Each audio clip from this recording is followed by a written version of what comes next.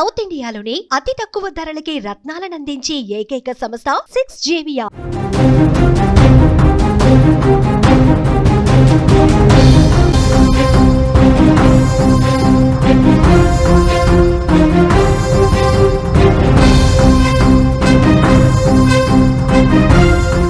Urea కోసం రైతులు ఎదురుచూపులు కొనసాగుతున్నాయి. ఆందోళన వద్దు అని మంత్రి తుమ్మల చెప్తున్నారు.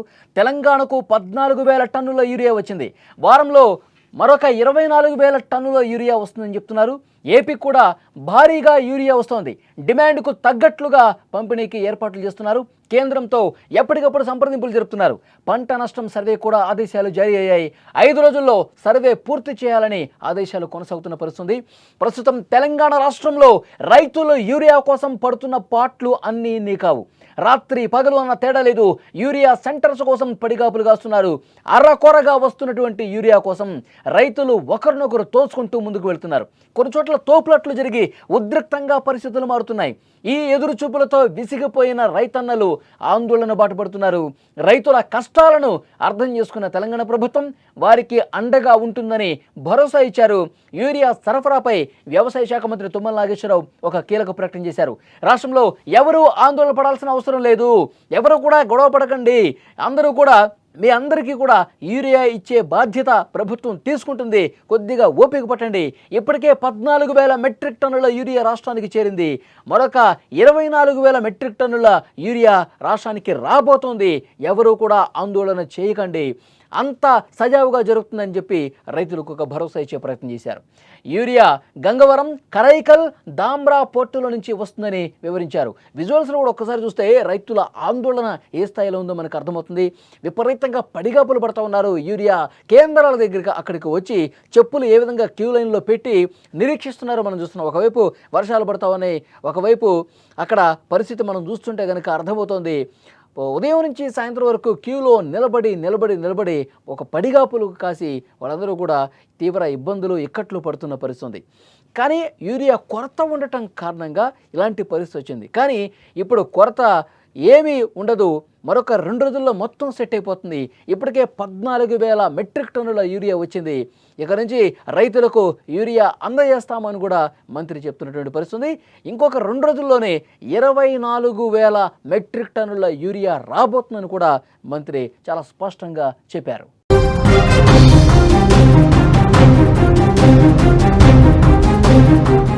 మంత్రి తుమ్మల నాగేశ్వరరావు రైతుల ప్రయోజనాల దృష్ట్యా పలు ఆదేశాలు జారీ చేశారు. రైతులకు ఇబ్బంది లేకుండా అవసరాన్ని బట్టి యూరియా పంపిణీ చేయాలని అధికారులను ఆదేశించారు.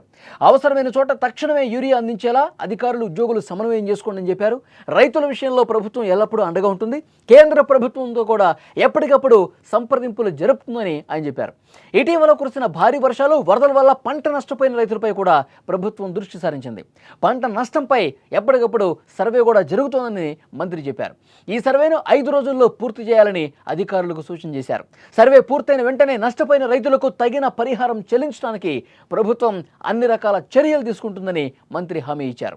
ఇక ఆంధ్రప్రదేశ్ విషయానికి వస్తే ఆంధ్రప్రదేశ్కు అదనంగా 53,000 టన్నుల యూరియాను కేంద్రం కేటాయించిందని వ్యవసాయ శాఖ తెలిపింది.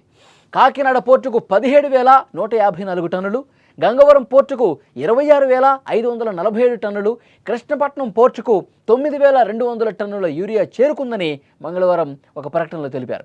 గత 10 రోజుల్లో 22,000 టన్నుల యూరియా రాగా ఇంకొక 10 రోజుల్లో మరో 30,000 టన్నులు రాబోతున్నట్టుగా తెలిపారు. అలాగే దేశీయంగా వివిధ కంపెనీల ఎరువులు కూడా అందుబాటులో ఉన్నాయని, రైతులకు ఎరువుల కొరత లేదని స్పష్టంగా చెప్తున్నారు. రబీ సీజన్లో కూడా ఎరువుల కొరత ఉండదని స్పష్టంగా ఏపీ ప్రభుత్వం కూడా చెప్తోంది. ఎక్కడికక్కడ పడిగాపులు పడుతున్నటువంటి రైతులకు ఇదొక శుభవార్త. ఎందుకంటే కేంద్రం ఇక ఎరువును పూర్తి స్థాయిలో సరఫరా చేయడానికి సుముఖంగా ఉంది. డిమాండ్కు తగ్గట్టుగా యూరియా సరఫరా కాబోతుంది. మరొక 2-3 రోజుల్లో పూర్తిగా సెట్ అయిపోతుంది. రైతన్నలు ఆందోళన చెందాల్సినటువంటి అవసరం లేదు. ఇక యూరియా కోసం పడిగాపులు పడాల్సినటువంటి అవసరం లేదు. ఇప్పటికే కొన్ని వేల మెట్రిక్ టన్నుల యూరియా 2 తెలుగు రాష్ట్రాలకు వచ్చేస్తుంది. 2 తెలుగు రాష్ట్రాల్లో అన్నదాతలు ఇక పడిగాపులు పడాల్సినటువంటి అవసరం లేదు. నిన్నటి వరకు కొంత ఆందోళన ఎక్కువైంది. అక్కడ అధికారులతో మొరబెట్టుకుంటున్నారు.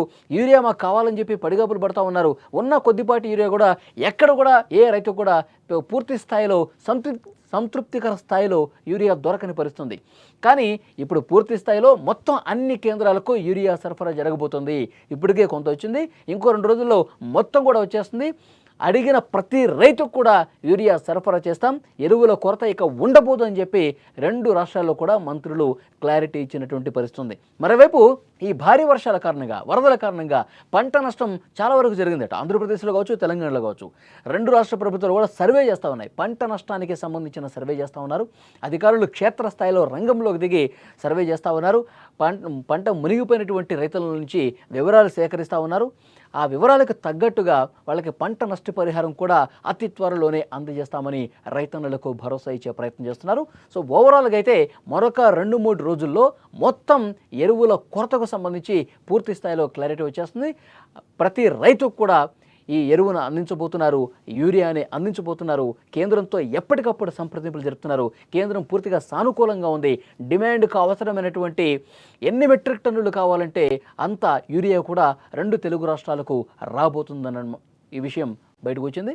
ఇప్పటికే రైతులకు కూడా ఈ సమాచారం వెళ్ళింది. రైతులు ఆందోళన విరమించే పరిస్థితుంది. ఎందుకంటే నిన్న చాలా చోట్ల ఆందోళనలు చేశారు. అటు నిజామాబాద్లో కావచ్చు, వరంగల్లో కావచ్చు, ఖమ్మంలో కావచ్చు, నాగర్ కర్నూలులో కావచ్చు, మహబూబ్ నగర్లో కావచ్చు పెద్ద ఎత్తున రాస్తారోకో చేశారు, ఆందోళన చేశారు. జాతీయ రహదారి మీద బైఠాయించి మాకు యూరియా ఇస్తారా లేదా అంటూ పెద్ద ఎత్తున ఆందోళన చేశారు. క్యూ లైన్లో నిలబడ్డ కొంతమంది రైతులు కూడా సొమ్మసిల్లి పడిపోయినటువంటి పరిస్థితుంది.